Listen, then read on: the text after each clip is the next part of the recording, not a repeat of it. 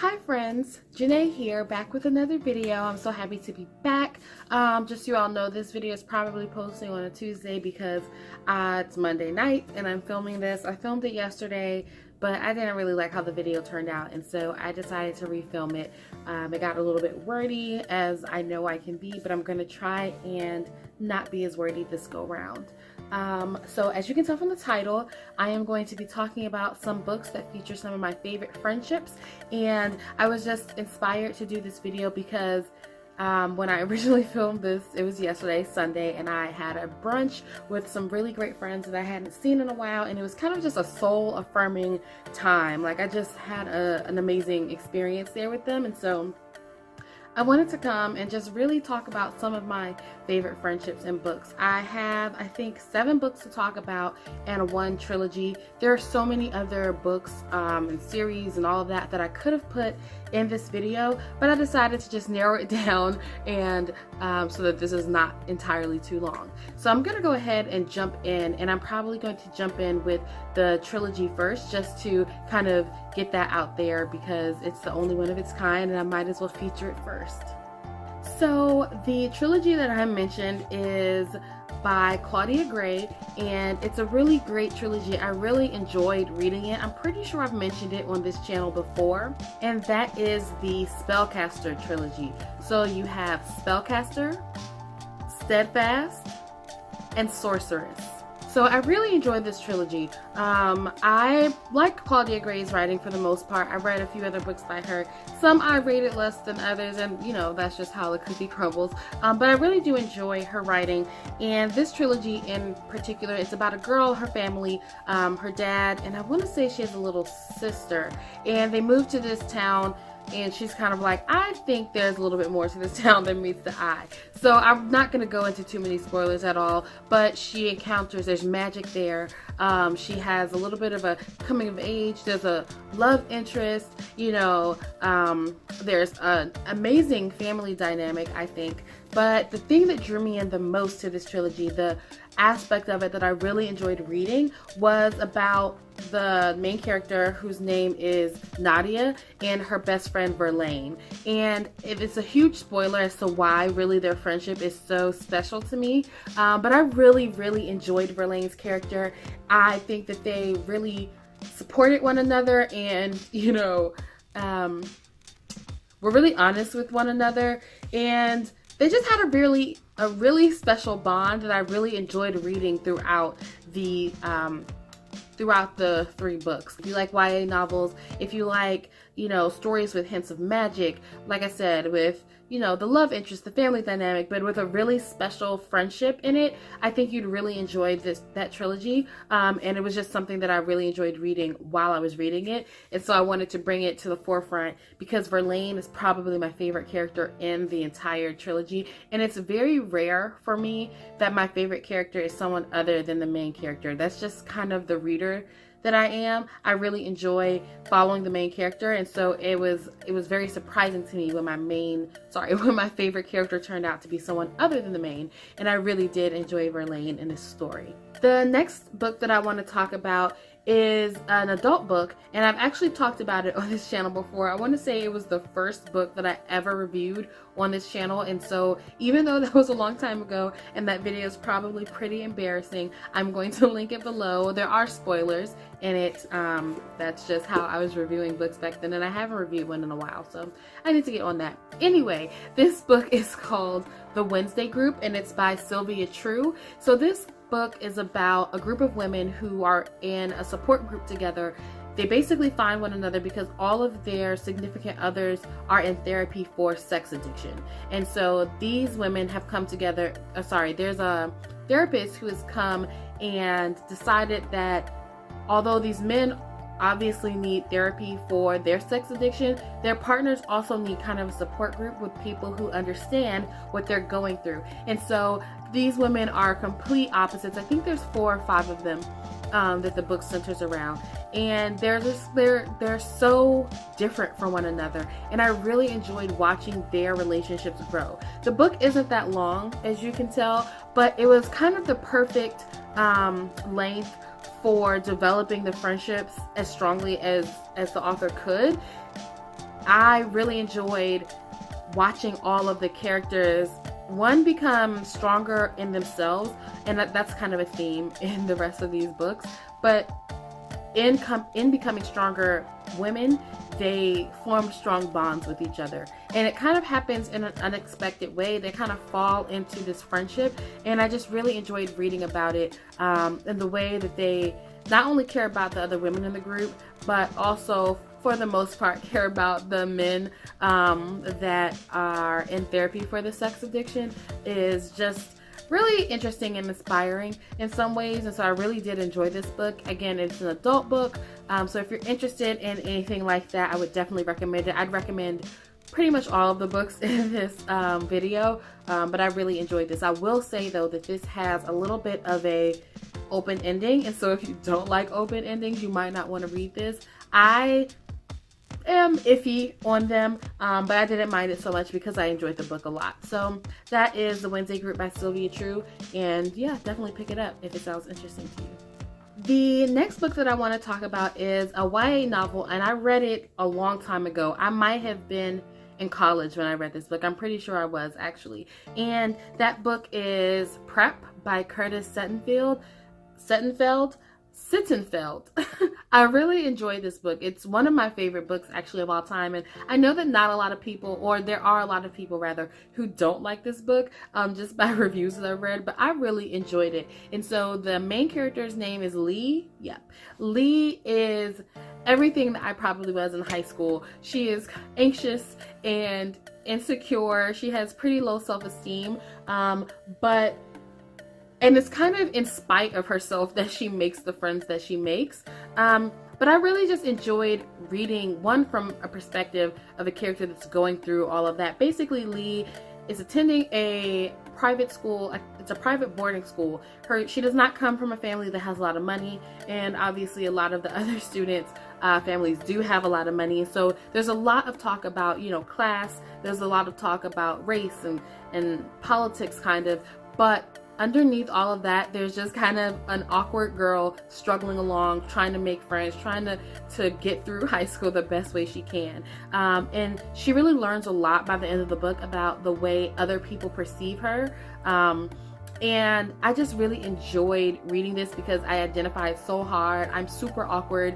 I'm not as insecure now as I used to be in high school. That I was like, ooh, girl, you don't even want to know. So I really identified with this main character, so that might be part of why I liked it so much. But I really did enjoy the genuine friendships that she made while kind of traversing her high school career in this unfamiliar place.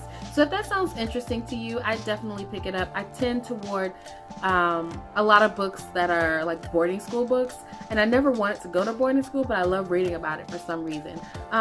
So anyway, I definitely recommend this. It's one of my favorites, and I love it so much. So the next book I have also talked about on this channel. I think I just mentioned it in a wrap-up one month, but it is a YA novel, and it is called Smart Girls Get What They Want by Sarah Strohmeyer. I really enjoyed this book. It's about three friends who are, at this point, they're seniors in high school, and they have really just been going for the gusto in terms that they all want to get into their Ivy League schools, and they all have a way that they want to do that, primarily with grades, but also with, some extracurricular activities, things like that. But there's an event that happens in the book that kind of sparks them to say, hey, maybe we should enjoy our senior year a little bit better. And so they each come up with a challenge for themselves to help them not only grow, but to just have some fun and not focus so much on getting into college, since it had been such a focus for the first 3 years of their high school careers. The reason I really enjoy this book is because these three girls, one, they're super driven, and that's not like an anomaly in YA, literature. Most of the main characters are pretty driven people. That's why the story centers around them. But they really know what they want, and the reason I picked it for this video in particular is because they're really good friends to one another. They have each other's back, they push each other, they challenge one another, and it was just really refreshing to read a friendship like that amongst three girls in high school. And again, not that doesn't happen, but I feel like sometimes that's missing in YA.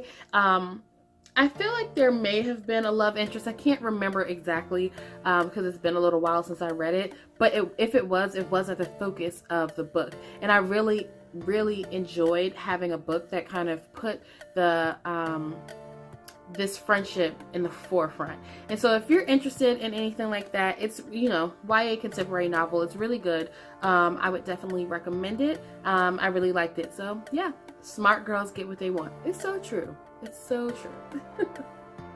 So the next book that I have to talk about is a classic, and it's one of my favorite books of all time. I think I might have mentioned that before. I definitely talked about it in my Booktubeathon TBR video last year, which was the last video I posted before I completely went ghost. And so, you know, sorry. But that book is The Handmaid's Tale by Margaret Atwood. And so I didn't actually get to it during Booktubeathon, so I would like to read it again this year because I haven't read it since high school, but I just remember really, really liking it. Even though it's kind of dire, it's a satire, it's you know, it is an exaggerated future, but not really far outside of the realm of the future that you could possibly see if women's rights aren't taken seriously. So basically, this book is about a time in the future where women's rights, like I said, have been taken away. They've basically been boiled down to, are your ovaries viable or not? And so men and women get married. If that woman cannot produce an heir, then they hire handmaids. And handmaids are there to produce an heir with this man if their wife is not able to.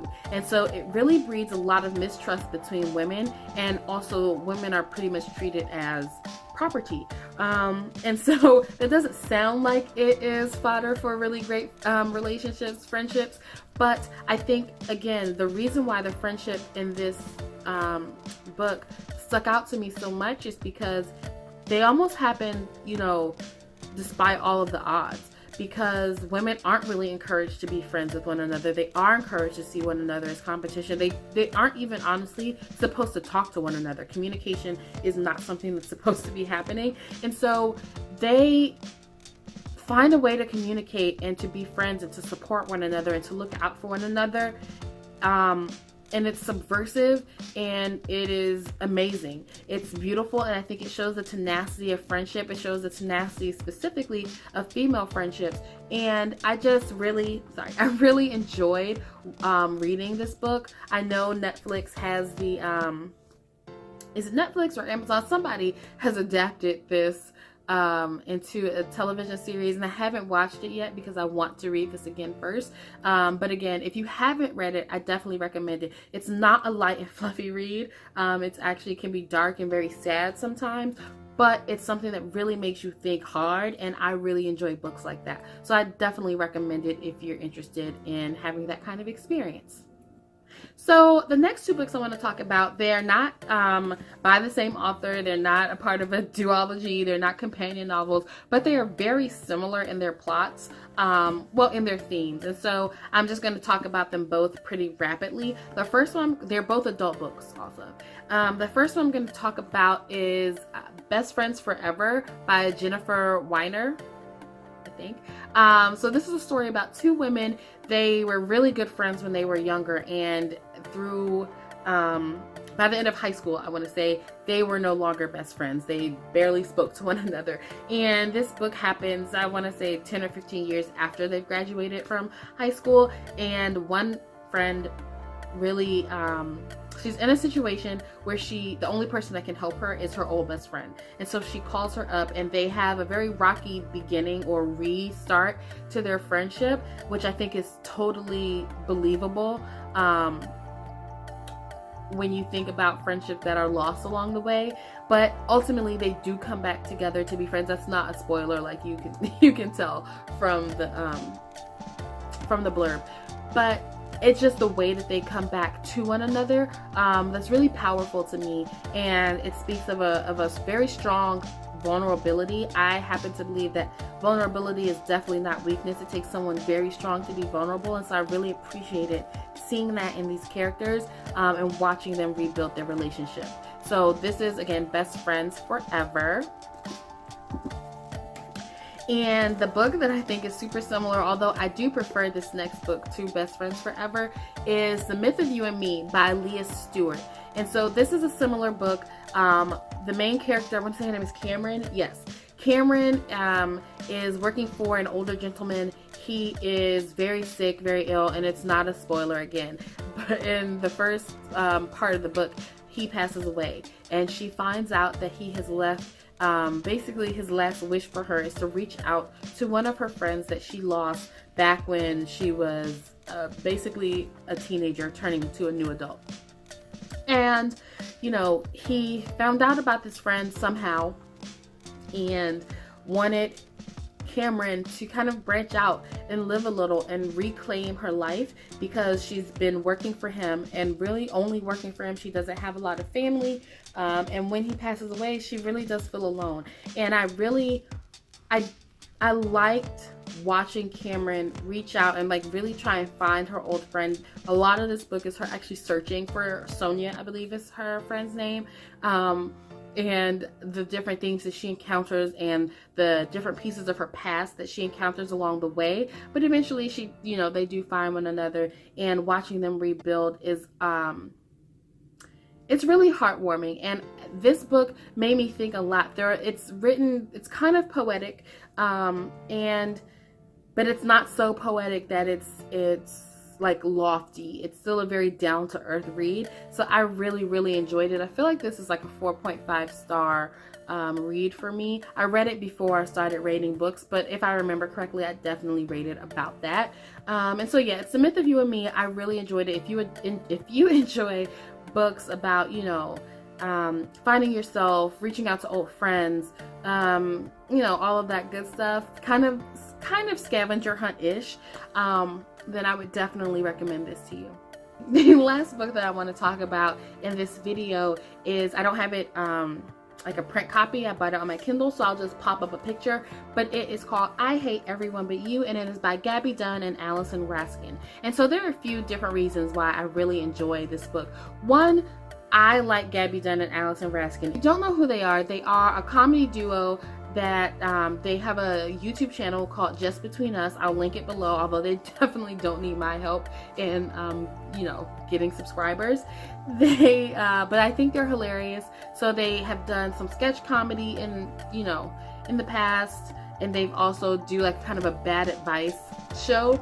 And I think now they're moving more toward like actual advice, actually talking about different topics. But again, their YouTube channel is a treasure trove of comedy and hilariousness.